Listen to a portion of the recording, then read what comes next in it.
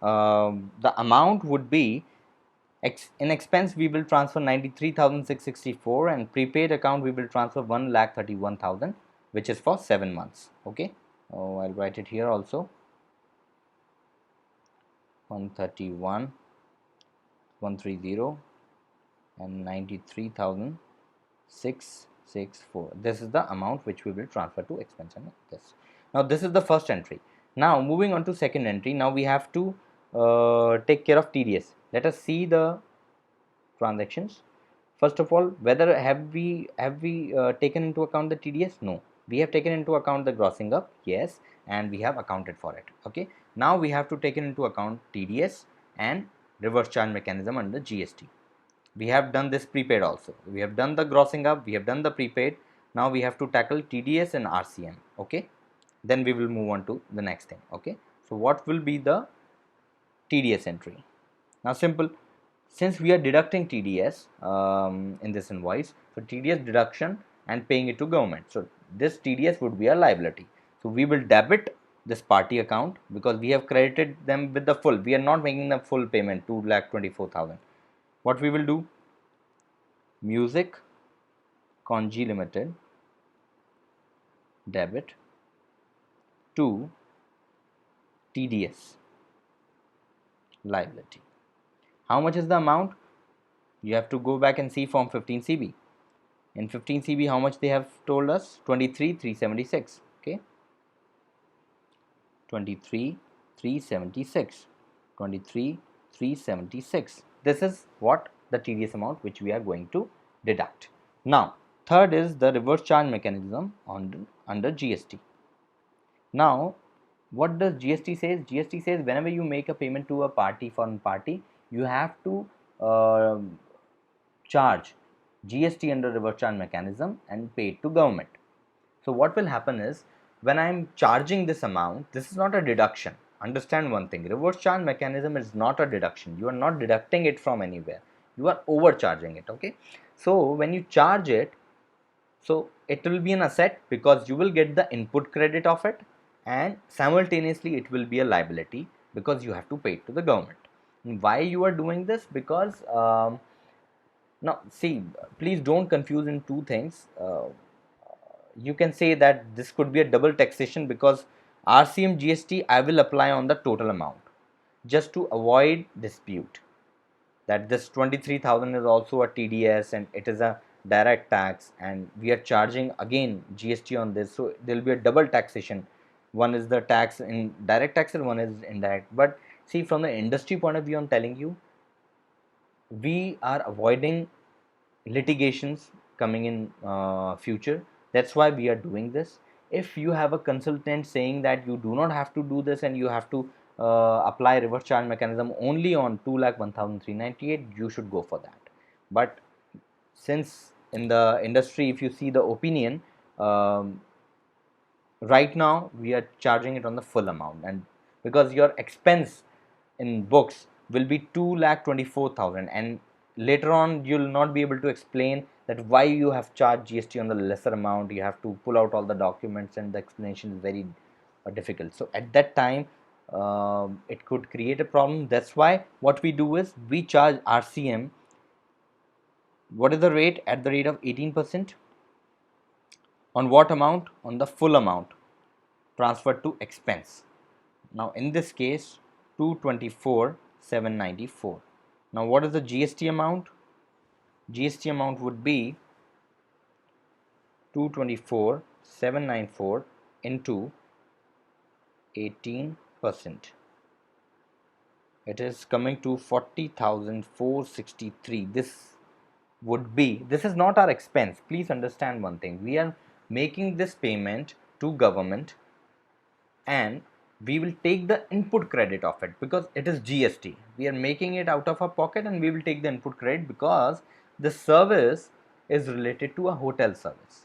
If we are taking this service for employees, let's say that we are giving music in employees cafeteria or employee working environment, we are taking this service, then in that case this 40,000 will go to your expense account. It will not go to your input account. Okay, but Right now it is used for guest experience by a hotel, so it will go to input. So RCM IGST, since it is a foreign company and you are based out in India, it is a foreign transaction, so it is a IGST transaction from one state to other territory. Okay, RCM IGST input debit to RCM IGST liability. So it has nothing to do with this vendor ledger or any other ledger. It is a separate entry altogether. 40,463, 40,463. Okay, this is the third entry. Now, whatever entries we have done, now the fourth part is making the payment entry. Okay, how much payment we have made? Let us go back and look at the payment remittance, foreign remittance. So we have made the payment of 193,803 plus bank charges. Okay, so 2919, this is the bank charge total amount. Okay, and the GST input, if you want to take that GST input on these bank charges also, you can take it. But see, whenever you are asking for a GST input on a local thing, like local transaction, like this is a bank transaction, so what you have to do is you have to get that invoice from bank for this GST transaction, because without an invoice you cannot take input credit. Since this is a reverse charge mechanism on a transaction of 2,24,000, there is no invoice, of course. It is a separate section wherein you can take the input based upon the invoice number of the party. Now here bank has charged 135 rupees as GST, then 67 you can see here. So you need invoice for this before transferring it to input account. So assuming that you have gotten the invoice, we will account for this also. Okay. So first of all, we will account for this 193,802.7.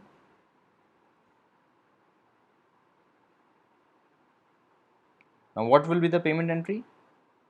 Music Conji Limited 193,802 to bank 193,802. Okay. Now bank charges, assuming that invoice is received from bank. Okay, if the invoice is not received, you have to charge the total 2919 to bank charges and to bank. Okay, so right now we are assuming that we have received the invoice. So what is the amount? This is 1500 is bank charges, 750 is bank charges, and 135 and 67.5, 2250. Okay, so 1500 plus 750 and 135 plus 67.5, this is the CGST LGST. Okay, so accounting entry would be bank charges debit. Okay, this is 1500 plus 750, right, which is coming to 2250. Then CGST input, this is not IGST, CGST input, because you can see there it is CGST input, SGST input.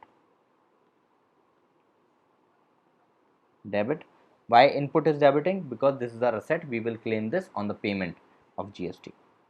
It is 202.5, 202.5 to bank, because bank has deducted out of our bank account.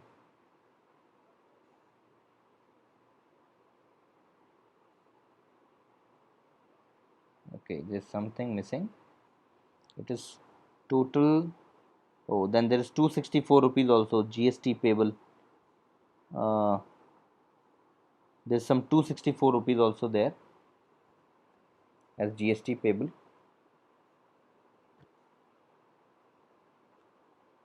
Right. So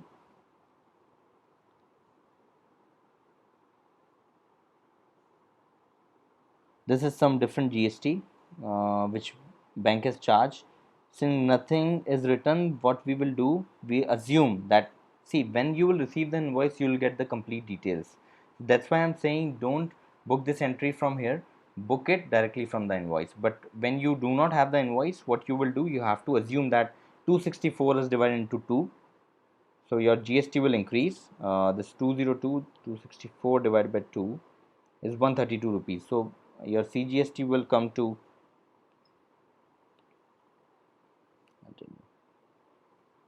plus 202 334. This would be the total GST amount, 334 and 334. This, the total will come to 2919, 2250 plus 334 plus 334, okay, 2918. Okay, this is what it is. Okay, so this will be the bank charges entry. Now we have to reconcile whether we have done all this right or wrong, whatever it is. So we have to see now how to reconcile. This is a very important part, guys. Please understand this carefully. Reconciling, whether all the entries are correct or not. So reconciling means how much amount will go to your foreign exchange gain loss. That you have to calculate, and ultimately when you see the ledger, that only amount will be left in your party ledger, in the foreign party ledger. Okay, so we were discussing about the last part of foreign exchange accounting, and we have to reconcile it. After discussing all these entries, we have to reconcile the foreign exchange gain loss and close the supplier ledger.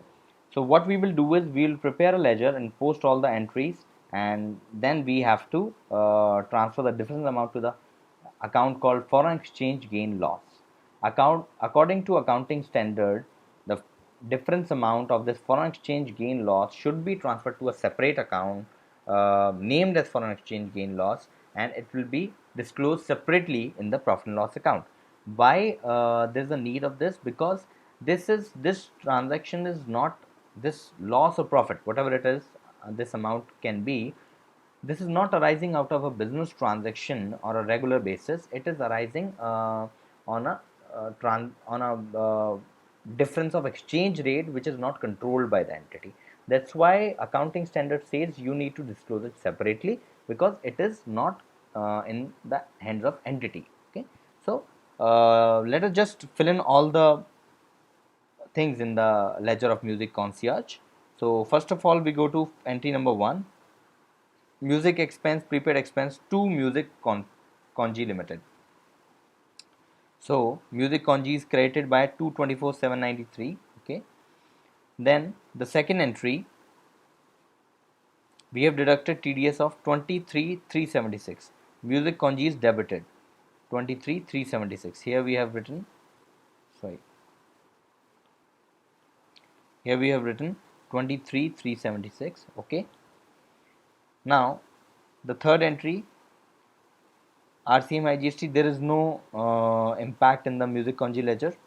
Then there is payment 193,802. Oh, sorry, this is 193,802. Sorry. So the difference amount comes to 4,793 minus 23,376 minus 193,802, 7,915. Okay, just so the amount comes to 7,915. Hence the total will match 224, and that 7,915 will go to foreign exchange gain loss. Now for reconciling this foreign exchange gain loss, what we can do is, we can see we have booked 2170 pound at the rate, let's just go back and see, 92.81. we have booked this at the rate of 92.81 and paid it at 89.31. okay,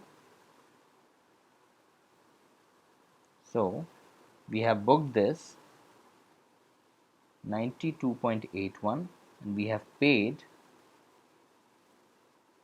2170 at the rate 89.31. Difference of 3.5 rupees is there. Multiplying it with 2170, difference amount comes to 2170 into 3.5, 7595.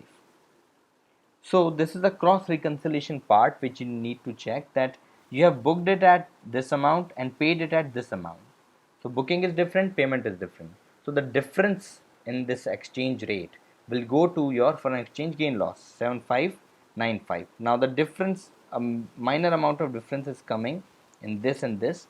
This is acceptable because I have taken the round amount 92.8100. I have not taken everything, so it is a round amount and it will impact the foreign exchange gain loss, and also there is the impact of grossing up. So it is just a gross reconciliation that okay, the correct amount is going to my foreign exchange gain loss. That's it. Otherwise, what are the balance left in ledger?